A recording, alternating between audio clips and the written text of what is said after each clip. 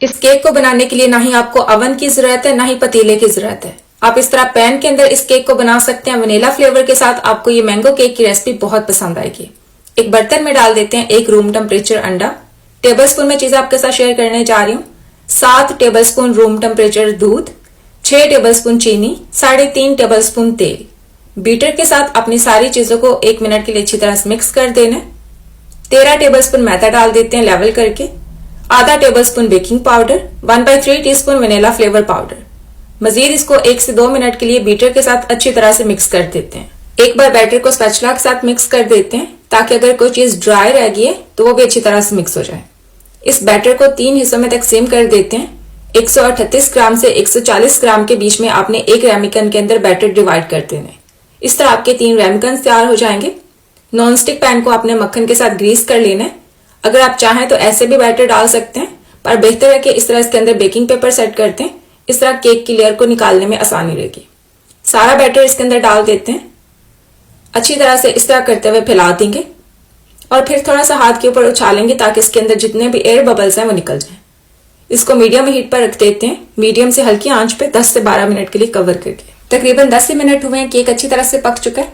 ऊपर से आपने इस तरह चेक करना है, अगर ड्राई है तो इसका मतलब है ये अच्छी तरह से पक चुका है। इसको कूलिंग रैक के ऊपर रख देते हैं और दूसरे भी इसी तरह बना लेंगे। ये देखिए केक बहुत ज्यादा नरम बना है। इसका बेकिंग पेपर उतार के दिखा देते हैं। ये सही से ठंडा हो चुका है। बैक साइड से भी केक बहुत ज्यादा नरम है। अगर आप चाहें तो इसका ऊपर वाला हिस्सा बेकिंग पेपर रख के पैन के अंदर दोबारा से सेक सकते हैं। ऊपर से भी आप इसको कलर दे सकते हैं।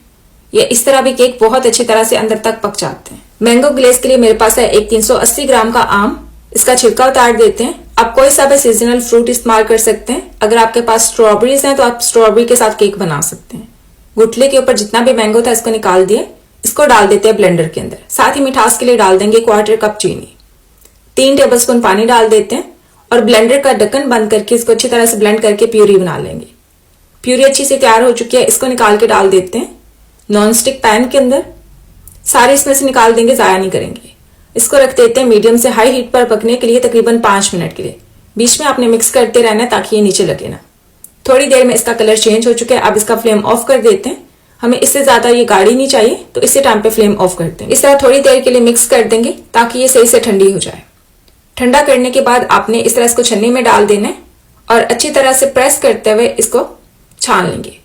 इसके अंदर जितने भी गुठली की वजह से रेशियो होते हैं वो सारे निकल जाएंगे तो फिर आपकी ग्लेज बहुत ज्यादा अच्छी बनेगी। केक के ऊपर अच्छी तरह से स्प्रेड भी होगी। इसको डाल देते हैं पाइपिंग बैग के अंदर। जितनी हमें केक को डेकोरेट करने के लिए चाहिए उतनी हमने ग्लेज इस तरह पाइपिंग बैग के अंदर डाल दिए। बाकी ग्लेज के अंदर पानी डाल के इसको पतला कर लेते हैं। इससे केक को वेट करेंगे। केक की लेयर्स के अंदर भी आपको मैंगो का फ्लेवर आएगा। विपिंग क्रीम एक बर्तन में डाल देंगे आधा लीटर। इसको आपने अच्छी तरह से ठंडा कर लेना है। 1/3 कप पिसी हुई चीनी डाल देंगे। 1/2 टीस्पून वनीला फ्लेवर पाउडर डाल के अपने बीटर के साथ अच्छी तरह से 5 मिनट के लिए विप कर लेना है। इस तरह आपने इसको स्टिफ पीक आने तक विप करना है। एक बार मिक्स करके दिखा देते हैं। इस तरह का इसका टेक्सचर होना चाहिए। विपिंग क्रीम को डाल देते हैं एक शॉपर के अंदर। मेरे पास एक ही पाइपिंग बैग था तो मैं इसलिए शॉपर का इस्तेमाल करी हूँ। इस तरह केक को अपने केक प्लेट के अंदर रख देना है और इसको मैंगो जूस के साथ अपने अच्छी तरह से वेट कर देना है। अगर आपको लगता है कि मैंगो जूस गाढ़ा है तो आप इसको और ज्यादा पतला कर सकते हैं। विपिंग क्रीम इस तरह केक के ऊपर लगा देते हैं। एक ही बार मैंने शॉपर के अंदर सारी विपिंग क्रीम डाल दिए तो इससे आसानी हो जाएगी। ऊपर से डाल देते हैं थोड़ी सी मैंगो ग्लेज। केक की दूसरी लेयर रख देंगे और इसको भी आपने मैंगो जूस के साथ अच्छी तरह से वेट कर देना है। फिर से आपने इसके ऊपर विपिंग क्रीम लगा देनी है और मैंगो ग्लेज डाल देंगे। तीसरी लेयर इस तरह रख देते हैं और इसको भी मैंगो जूस के साथ अच्छी तरह से वेट कर देंगे। इसके ऊपर भी लगा देते हैं विपिंग क्रीम। इस टाइम पे आपने विपिंग क्रीम का ज्यादा इस्तेमाल करना है क्योंकि आप केक को ऊपर से भी कवर करेंगे और साइड से भी कवर करेंगे। दांत वाली छुरी के साथ केक के ऊपर और साइड पे आपने इस तरह लंबाई में डिजाइन बनाते जाने। ये बहुत ज्यादा आसान तरीका है। अगर आपके पास केक को डेकोरेट करने के लिए ज्यादा चीजें नहीं है तो आप घर में मौजूद चीजों के साथ केक को बना सकते हैं। शॉपर के आगे हमने स्टार टिप नोजल लगा दिए। मजीद इस तरह इसको डेकोरेट कर लेते हैं। केक को हम सिंपल तरीके से डेकोरेट करें।